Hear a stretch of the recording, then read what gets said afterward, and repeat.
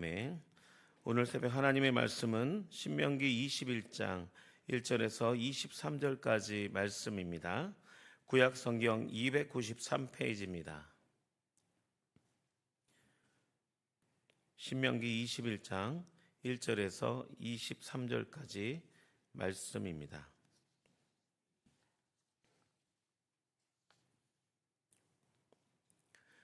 다 찾으신 줄 알고 우리 함께 교독하겠습니다.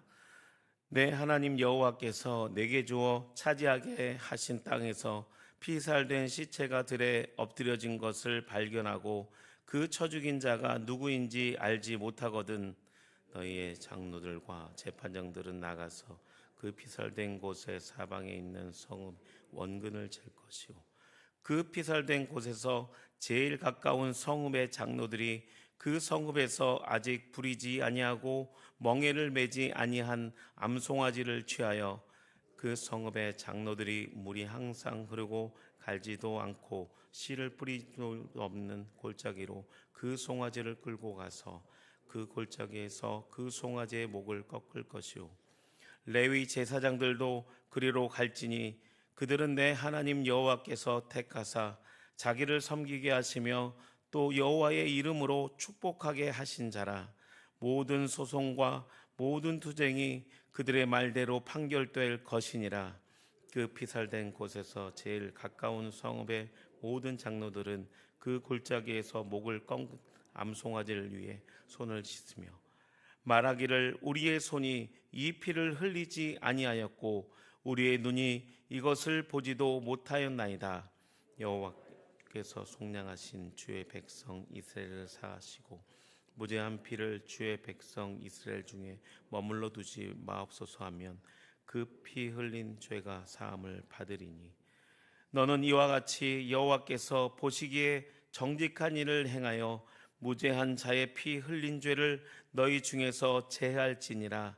내가 나가서 적군과 싸울 때에 내 하나님 여호와께서 그들을 내 손에 넘기심으로 내가 그들을 잡은 내가 만일 그 포로 중에 아리따운 여자를 보고 그에게 연연하여 아내를 삼고자 하거든 그를 내 집으로 데려갈 것이요 그는 그 머리를 밀고 손톱을 베 또 포로의 의복을 벗고 내 집에 살며 그 부모를 위하여 한 달 동안 애곡한 후에 내가 그에게로 들어가서 그의 남편이 되고 그는 내 아내가 될 것이요 그 위에 내가 그를 기뻐하지 아니하거든 그의 마음대로 가게 하고 결코 돈을 받고 팔지 말 내가 그를 욕보있은즉 종으로 여기지 말지니라. 어떤 사람이 두 아내를 두었는데 하나는 사랑을 받고 하나는 미움을 받다가 그 사랑을 받은 자와 미움을 받는 자가 둘 다 아들을 낳았다 하자. 그 미움을 받는 자의 아들이 장자이면 자기의 소유를 그의 아들에게 기업을 나누는 날에 그 사랑을 받는 자의 아들을 장자로 삼아 참 장자 곧 미움을 받는 자의 아들을 앞세우지 말고 반드시 그 미움을 받는 자의 아들을 장자로 인정하며 자기의 소유에서 그에게는 두 몫을 줄 것이니 그는 자기의 기력의 시작이라. 장자의 권리가 그에게 있음이니라. 사람에게 완악하고 패역한 아들이 있어 그의 아버지 말이나 그의 어머니 말을 순종하지 아니하고 부모가 징계하여도 순종하지 아니하 그의 부모가 그를 끌고 성문에 이르러 그 성읍 장로들에게 나아가서 그 성읍 장로들에게 말하기를 우리의 이 자식은 완악하고 패역하여 지지 아니하고 방탕하며 술에 잠긴 자라 하면 그 성읍의 모든 사람들이 그를 돌로 쳐 죽일지니 이같이 내가 너희 중에서 악을 제하라. 그리하면 온 이스라엘이 듣고 두려워하리라. 사람이 만일 죽을 죄를 범하였으므로 내가 그를 죽여 나무 위에 함께 있겠습니다. 그 시체를 나무 위에 밤새도록 두지 말고 그날에 장사하여 내 하나님 여호와께서 내게 기업으로 주시는 땅을 더럽히지 말라. 나무에 달린 자는 하나님께 저주를 받았음이니라. 아멘. 할렐루야. 4월은 한 달 동안 신명기 말씀을 묵상합니다. 신명기 말씀을 통해서 성도의 일상의 삶을 말씀으로 적용하며 하나님께서 기뻐하시는 거룩한 성도의 삶이 되시길 주님의 이름으로 축복합니다. 아멘. 신명기 22장부터 26장까지는 신명기의 법전이라고 합니다. 하나님께서는 이스라엘 백성들이 가나안 땅에 들어가서 살아가는 삶의 그 원칙을 이야기하고 있습니다. 특히 어제 시작한 신명기 20장부터 26장까지 말씀은 이스라엘 공동체가 일상에서 살아가면서 지켜야 할 여러 가지 삶의 원칙과 그 삶의 기준들을 자세하게 기록하고 있습니다. 오늘은 신명기 21장 1절에서부터 9절까지 말씀 안에서 생명 존중의 삶이라는 제목으로 하나님의 말씀을 증거하겠습니다. 하나님께서는 하나님의 택하신 그 하나님의 백성이 거룩하게 살아가기 원하십니다. 그렇기 때문에 하나님께서는 이스라엘 백성을 출애굽하시고 시내산에서 십계명의 율법을 모세에게 주신 것입니다. 하나님께서 모세에게 주신 율법은 인간을 향한 하나님의 사랑입니다. 율법으로 인간을 얽매이게 하고 숨막히게 하고 힘들게 살아가는 것이 아니라 인간을 창조하신 하나님께서는 인간이 어떻게 살아야 가장 행복하고 인간답고 복되게 살 수 있는지를 그 누구보다도 더 잘 아시기 때문에 우리에게 하나님의 율법을 주신 것입니다. 우리가 살아가는 가정과 교회와 이 사회 안에서도 자유를 누리기 위해서는 먼저 선행되어야 되는 것이 있습니다. 그것이 우리가 지켜야 할 법과 질서입니다. 그것은 우리가 자유롭게 우리의 삶에서 자유롭게 삶을 살 수 있도록 보장하는 것입니다. 내가 속한 그 어느 곳에 있든지 기본적인 질서를 지키지 않고 내 마음대로 살아간다면 그것은 의무를 잃어버린 방종하는 삶이 되어서 모든 사람을 힘들게 합니다. 오늘 신명기 21장은 모세가 시내산에서 십계명을 받은 하나님의 그 언약 위에, 그 기초 위에 있습니다. 십계명은 하나님의 거룩한 이스라엘 백성이 지켜야 할 법과 질서입니다. 그리고 오늘 말씀은 십계명 중에 제6계명인 살인하지 말라, 그 말씀에 기초하여 있고 또 제6계명에 대해서 구체적으로 일상에서 지켜야 할 그 자세한 규례들을 말씀하고 있는 것입니다. 오늘 신명기 21장 1절부터 9절 말씀은 살인자를 알 수 없는 피살된 살인 사건이 발생했을 때 어떻게 일상에서 하나님의 법과 질서를 지키며 살 수 있는지를 구체적으로 말씀하시고 또 이에 대해서 우리가 몇 가지 영적인 교훈을 함께 살펴보도록 하겠습니다. 살인 사건은 과거나 현재나 앞으로도 인간이 함께 살아가는 사회 안에서는 처리하기가 곤란한 그런 사건입니다. 또한 살인 사건을 처리하는 방식을 보면 그 사회의 공의에 대한 공동체 의식을 알 수 있습니다. 가나안 땅은 하나님의 약속의 땅이며 하나님의 선민이 거하는 땅입니다. 그 당시는 사람을 노예로 사고 파는 인간의 기본권이 보장되지 않는, 인간이 생명이 힘 앞에는 처참히 짓밟히는 그런 사회적 배경이었습니다. 그러나 하나님이 통치가 이루어지는 가나안 땅은 하나님께서 인간에 대한 생명과 그 생명의 존엄을 매우 중요하게 생각하십니다. 원인 모를 살인이 일어난다는 것은 자연사고나 어떤 일반적인 사고가 아닌 계획된 범죄입니다. 또한 그 당시 이스라엘 사회에서는 고의적으로 살인에 의해서 부당한 피가 흘려지는 일은 자신들이 거주하는 땅을 더럽히는 일이라고 생각했습니다. 그만큼 생명에 대해 소중히 생각하고 그것은 공동체가 져야 한다는 그런 영적인 분위기의 사회였습니다. 또한 하나님께서는 속죄의식을 통하여 억울한 죽음과 죄의 영향력이 이스라엘 백성과 장로들, 지도자들에게 미치지 못하도록 보호하시기 위한 하나님의 사랑인 것입니다.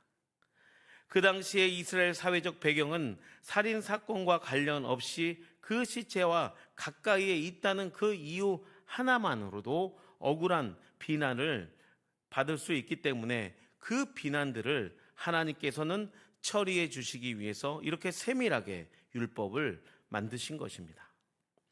한마디로 어린 모를 살인 사건으로 이스라엘 백성 안에서 많은 죄악된 소문과 또 그로 인해서 죄의식 속에서 이스라엘 공동체에 해악을 끼칠 수 있기 때문에 죄의 영향력 아래 살아가는 하나님의 백성을 보호하시기 위해 속죄 규정을 만든 것입니다.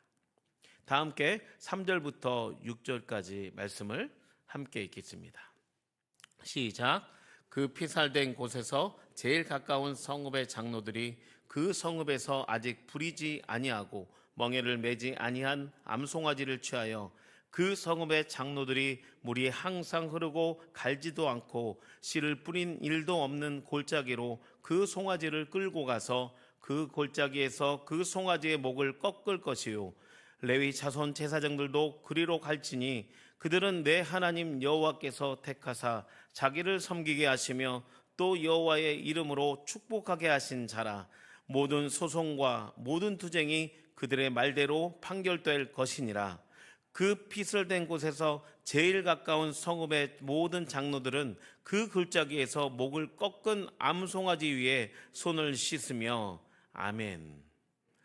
오늘 말씀 3절에서 6절까지의 말씀을 요약 정리하자면 원인을 알 수 없는 그 시체가 발견된 그 장소와 가장 가까운 그 성읍의 그 죽음에 대한 속죄를 규정하고 실행한다는 것입니다.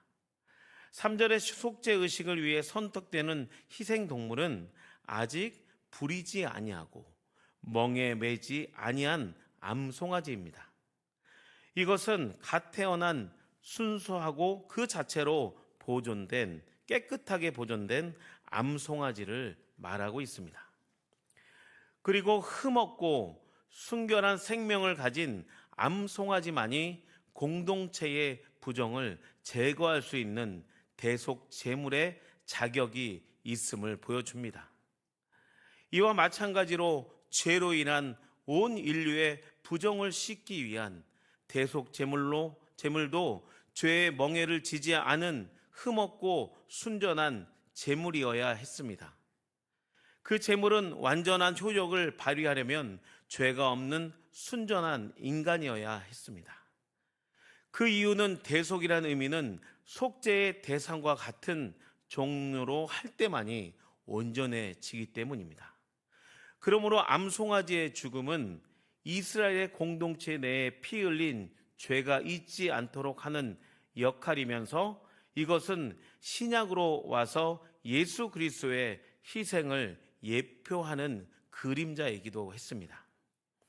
암송아지의 피가 흐르게 되는 마르지 않고 지속적으로 흘러가는 물줄기는 누군지 알 수 없는 살인죄를 영원히 흘려보낸다는 의미입니다.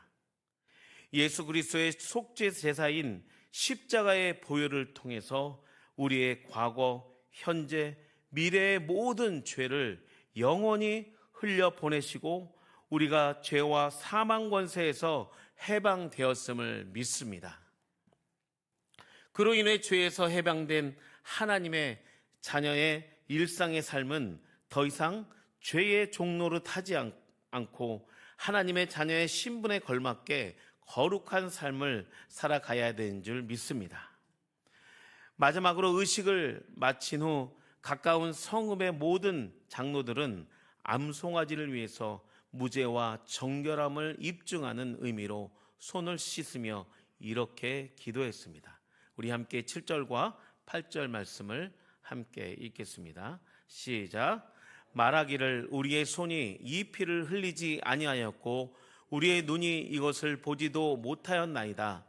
여호와여 주께서 속량하신 주의 백성 이스라엘을 사하시고 무죄한 피를 주의 백성 이스라엘 중에 머물러 두지 마옵소서 하면 그 피가 흘린 죄가 사함을 받으리니 아멘. 이 기도를 하는 마을의 모든 장로들과 또 그 기도를 듣는 이스라엘 백성들의 마음 속에는 어떤 마음이 있었겠습니까?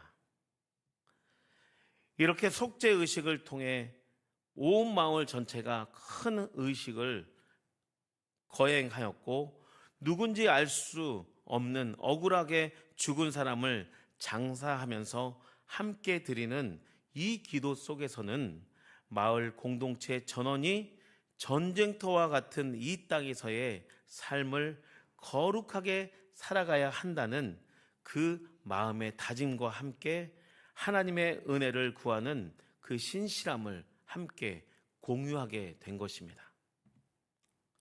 오늘 본문은 공동체에 일어나는 불행한 일들이 발생했을 때 그것에 대해 원망과 다툼이 아니라 먼저 주님의 보혈의 십자가 앞에 나와 모든 것을 하나님께 맡기고 기도하고 주님만을 의지하며 나아가라는 그런 하나님의 말씀인 것입니다. 우리 가정과 교회와 나라가 다시 치유받고 회복받는 일은 오직 예수 그리스도의 보혈로 우리의 죄가 정결케 되며 우리가 다시 십자가의 보혈로 하나 될 때만이 하나님께서 기뻐하시는 공동체가 될 수 있는 줄 믿습니다. 우리가 원하던 원치 않던 불행한 사건들이 우리에게 찾아올 때에 죄가 하나님의 허락하신 우리의 삶과 교회와 이 나라 민족 가운데 머물지 않도록 함께 기도할 수 있는 교회가 진정한 하나님의 공동체인 줄 믿습니다. 또한 공동체의 아픔을 나의 아픔으로 여기고 공동체의 치유와 회복을 위해 간절히 기도하는 성도가 진정한 하나님의 나라의 거룩한 백성인 줄 믿습니다. 오늘 하루도 하나님의 말씀대로 공동체의 아픔을 나의 아픔으로 여기고 가정과 교회와 이 나라 민족을 위하여 중보하시며 복되게 살아가시는 우리 수유동교회 모든 성도님들이 되시길 간절히 축원합니다. 기도하겠습니다.